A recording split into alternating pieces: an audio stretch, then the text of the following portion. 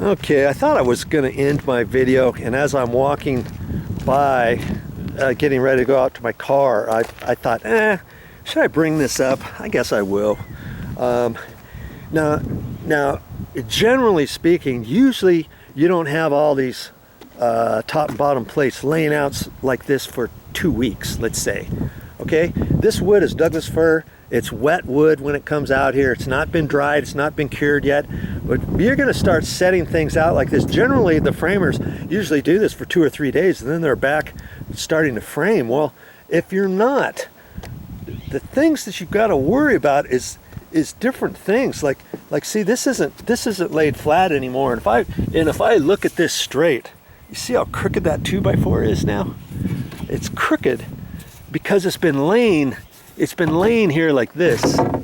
And you see how this one has already lifted up, and as these things dry, they start bowing and stuff. See this long squirrely bow right there? And see how this 2x4 on the ground is flat over there, but it's already starting to twist because it's drying out, because it hasn't been, these walls haven't been built yet. And I noticed on this 2x4 over here, see this one, whoever left it here, as it's drying, it's put a bow in this now, and now the wood is starting to dry. If I were to hold this up, it's probably got a bow in it. See that bow in the middle? You see? Because it's been laying here like this, it's bowing down. I can see where the bottom plate here is lifted up. I saw one, where is it down here? It's starting to twist. Hopefully when they nail all of the walls back together, they'll take some of this stuff out. But see this bottom plate? See how that 2x6 on the floor is already twisted up like that? And it's because it's been sitting here. It's starting to dry out. This piece is up on edge, and I can see it's got a wonkiness to it.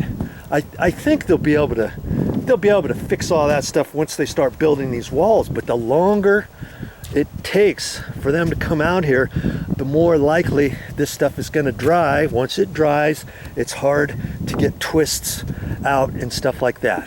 So, keep that in mind when you get ready to start working with wood. We used to go, when we built houses, now mind you, this was when I was a teenager in my early 20s. I was one of the flunkies, and working with my uncle, I did all the crap jobs. When they came out to build the walls, I would be the one to go through all the 2x4s, the 92 1/4 inch studs, or the 8-foot studs, or the 10-foot studs, and I would have to check them to see if any had crowns on them. If the stuff that had too much of a crown or too much of a twist, I'd throw that off to the side, and then they would use that to cut up for blocks, for fire blocks, for cripple areas under windows, above headers, different things like that, and I would sort through them. Okay, I don't know if they do that much anymore. I don't know if they're just gonna take a pile of wood and throw it up here and start nailing it. Or we used to check for crowns and stuff on all of our stuff, on all the floor joists. We never worked with TJIs like this. TJIs are perfectly flat. Well, for us, if I were to have to build this 30 years ago, they'd be 2x12s underneath the floor, and if you had something with too much of a twist or too much of a crown, we'd take those and cut those for blocks and different things like that. So just, you have to kind of keep that in mind. And incidentally, when they start framing these walls, let's say all these walls are going to be 10 foot tall. When you order studs that are 10 foot, 12 foot, 14 foot, 16 foot, even 8-footers, do you know that when they come out, they're not going to be exactly 8 feet. They might be 8 feet 1/4 inch, 8 feet 3/8, 8 feet 5/16, and different things like that. So if you have all your walls at 8 foot, you can get studs which are 92 1/4. All those come 92 1/4 for 8-foot studs.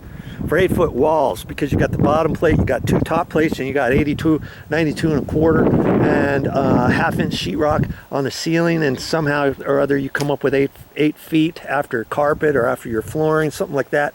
But if you got 10-foot walls, your studs that come out, well, your 2x4s that come out, it's not called a stud then, but anyways, you're going to have to measure those.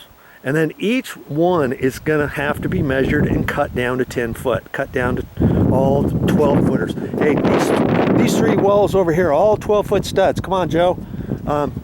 Cut me 20 studs, or 22x4s, 10 foot long. I'll be out there measuring, making sure one end of the 2x4 is straight, measuring with my tape measure, marking it 10 foot exact. 10 foot exact, 10 foot exact, cutting those off, carrying them up here, you know, stuff like that. You just have to keep that in mind, you know, when your wood comes out. It's always a good thing to keep your wood as straight as you can, because then after, you know, once they frame all this, in the old days when I did it, we just framed it, and then we, you know, did all our other stuff, and then we sheetrocked it and that kind of stuff. And once the Douglas fir wood dries out, some of it has bows to it, some of it has crowns to it. Nowadays, I think they run a straight edge. Before they install their drywall, I think they run a straight edge on the walls. And then see if any have to be shaved off on one side, see if any had to be filled up on the other side. I've seen them, they take these little cardboard strips, an 1.25 inches, 1.5 inches wide, that are maybe 1/4 inch thick or 3/16 thick, and then they might staple that on one side of a 2x4 that vertically has a slight bow to it or something, and they'll do that on that side to shim it out. On the other side, they might take an electric planer and zip off a little bit, zip off a little bit, zip off a little bit, go down to the next one, and then run a long 2x4 across your wall horizontally, or a 6-foot metal level, and run it horizontally and check and see, oh man, this one's really bad. Can we fix this? Do we have to take it out? Oh, it's got electrical run through the wall or the stud already, or a piece of plumbing pipe going through it. We can't do that. We're gonna have to shave it off. Or if it's too bad and there's nothing on it, rip that one out, put a new one in. And you know, you've got to do things like that, because the straighter your walls are, the better your drywall is going to be, and the less bows you're going to have in your walls when they start taping it, and topping it, and skimming it. You don't want to see a big bulge somewhere where the wall was bowed out, or a couple studs you had bowed, you didn't check it, and it's right at a door opening. And when you install your pre-framed pre-hung doors, your jamb doesn't fit your wall exactly, and then you've got to do some fudging because drywall's on it already, and you see how it was bowed, or you know, all those types of things that come into play when building a house. Hey, just remember, the more you listen to what I have to say, the more you're gonna learn. That's just how it's gonna work. All right, time for me to go home. Well, that's all I got for this time, but I'll be back with more videos. Of course, I'll always be back with more videos. That's what my channel is all about.